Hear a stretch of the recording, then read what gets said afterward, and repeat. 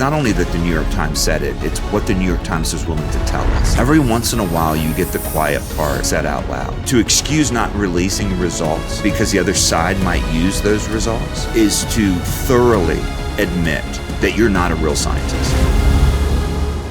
John, I want to turn now to a piece in the New York Times about a new study about the outcomes of prescribing puberty blockers to kids with gender dysphoria. The study concluded that there is no discernible improvement in mental health outcomes for kids, and the study has not been published still. And it's essentially, when the New York Times is characterizing it as being either slow-walked or suppressed, it's being slow-walked or suppressed. And so the Times did a piece about it this week and interviewed the chief researcher and the doctor behind the study, who basically said the reason they haven't released the results yet is that they're afraid they'll be weaponized against their cause, which is one of the most sinister quotes I've ever heard in the area of medical research, but especially when you consider that this is involving children.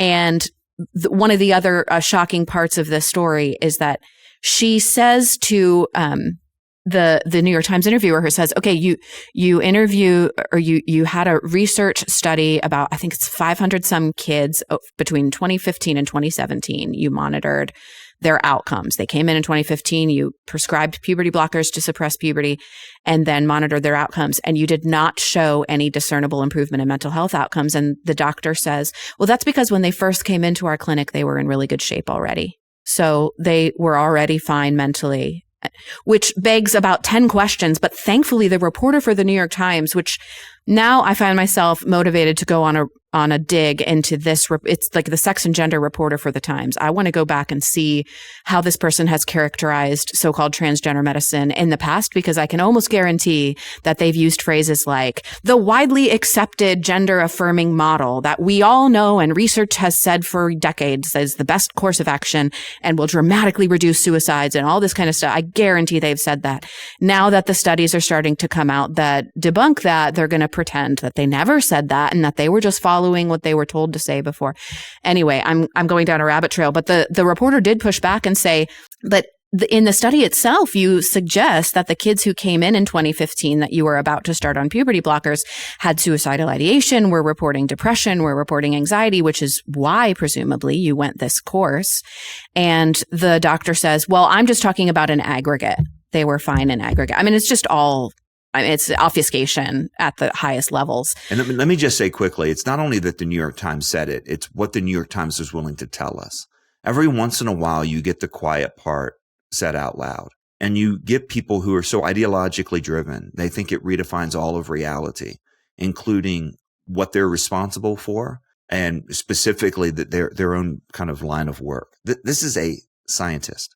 To excuse not releasing results because the other side might use those results is to thoroughly admit that you're not a real scientist, that you actually don't believe in science the way it's always been done, that you think that science itself should be weaponized for your cause and not for the other cause. Like, you're admitting this out loud. This is what it's saying. You're not saying we should follow where the data leads.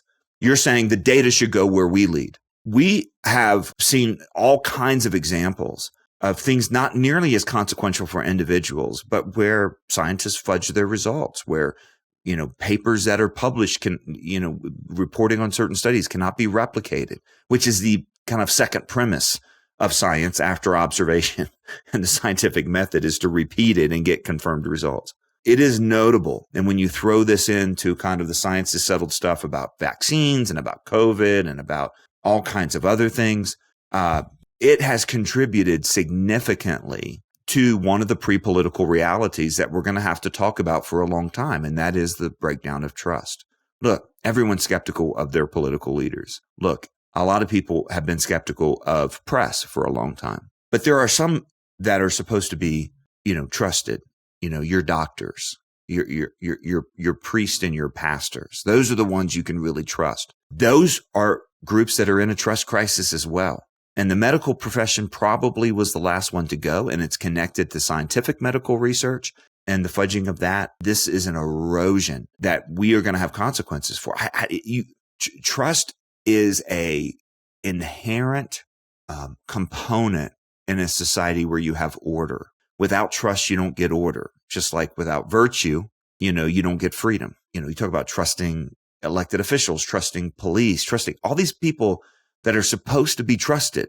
And you look around, you say, is there a trusted profession? Is there a trusted presence? Is there any left? I can't think of one. Can you? I mean, I really trust the guy who blew out our sprinklers this year, in preparation for winter this week.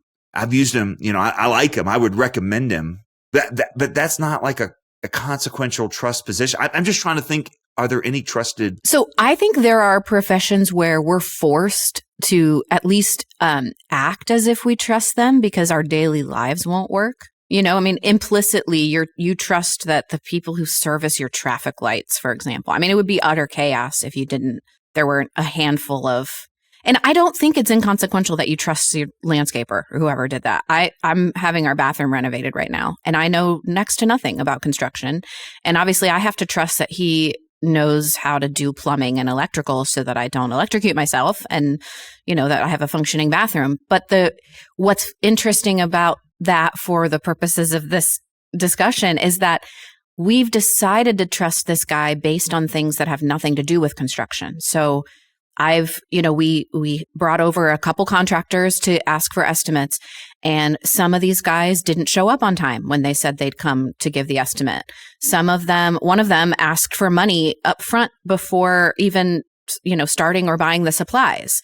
And like, those are the types of things that, get to my larger point, which is the trust factor relies on character. There has to be something about a person's like character or stated principles above and beyond just the practical nature of what they do. And that is what I think is lacking in, the bigger institutions that we're losing trust in. At the end of this New York Times story about this puberty blocking study, I just want to read this really quick. Dr. Olson Kennedy, that's the chief researcher and the doctor in this study. She noted that doctors' clinical experience was often undervalued in discussions of research. She has prescribed puberty blockers and hormonal treatments to transgender children and adolescents for 17 years, she said, and she's observed how profoundly beneficial they can be. That is this story version of someone saying, I have a Black friend. This is her saying, well, I've seen it work. And because I saw it work and I've decided that I know that it worked, then all this research and the scientific method that you put to this data is completely irrelevant because of my individual experience. But that's not science. It's like that commercial. Remember that commercial with the old ladies where they're like, that's not how this works. That's not how any of this works. That's not how this works. That? Yes. That's not how being that's not how any a physician works. What do you think we're asking you to do when you do research? What do you think is happening right now? And the last thing I want to say about that study, which also speaks to the trust in institutions, is that it was always reasonable and rational to assume that suppressing puberty for a mental health issue was not going to help the mental health issue and was in fact going to worsen it.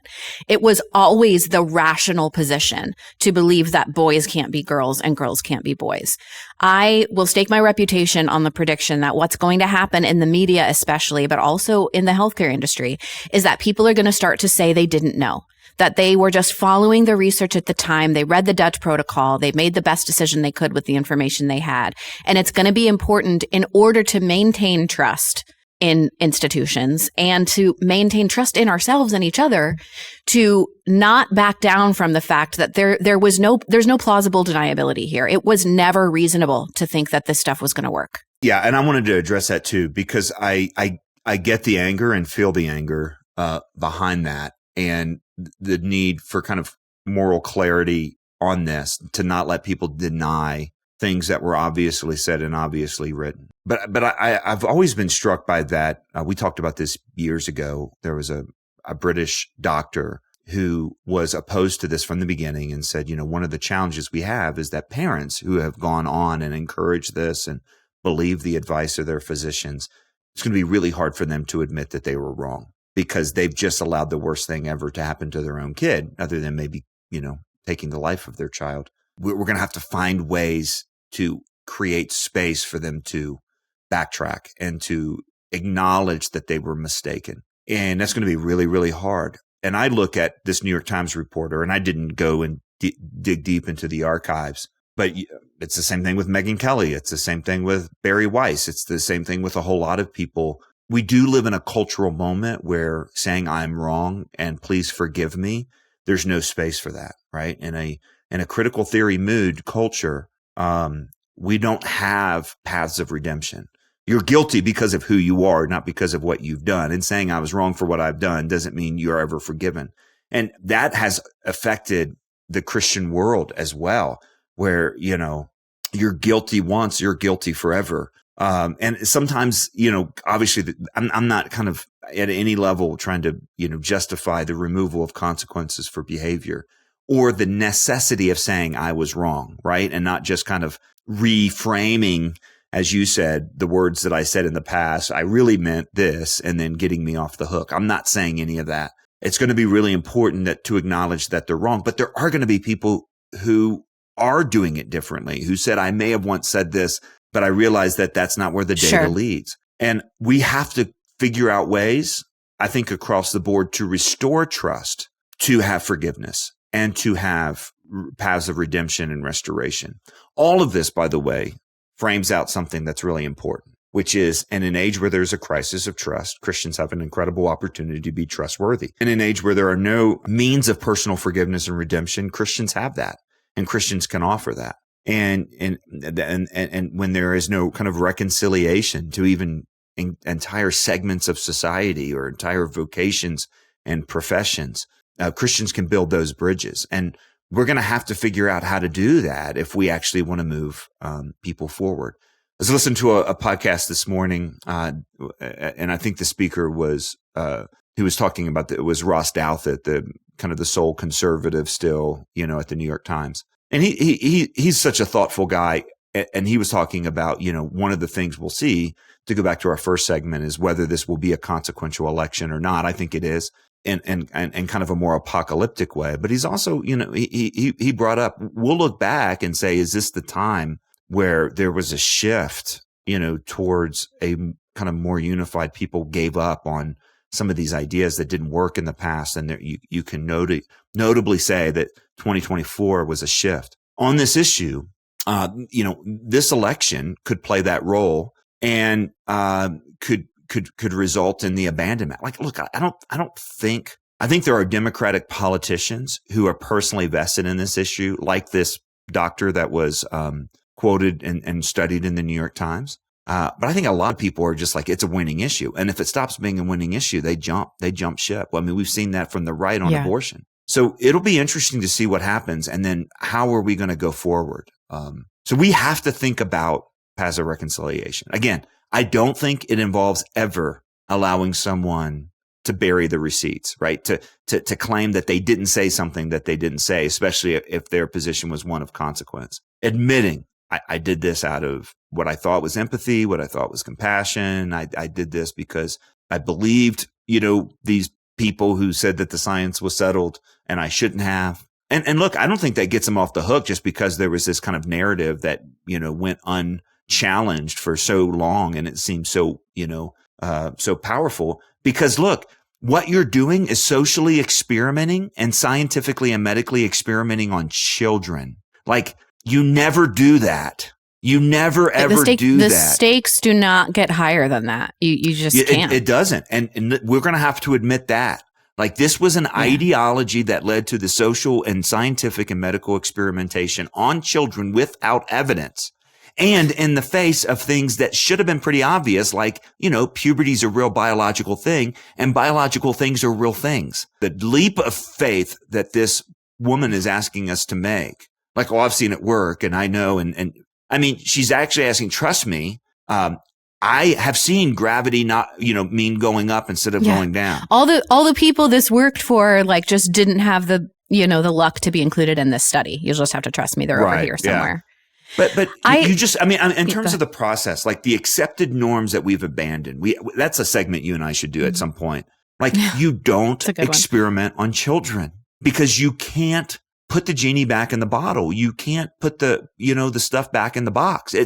You don't experiment on children, especially with things that might have such significant long-term consequences. And I mean, this was what blew me away the other day when I watched the Megyn Kelly clip. She didn't pull any punches. She was like, this is what they did, and this is what it means for a whole group of children who were told this was going to help.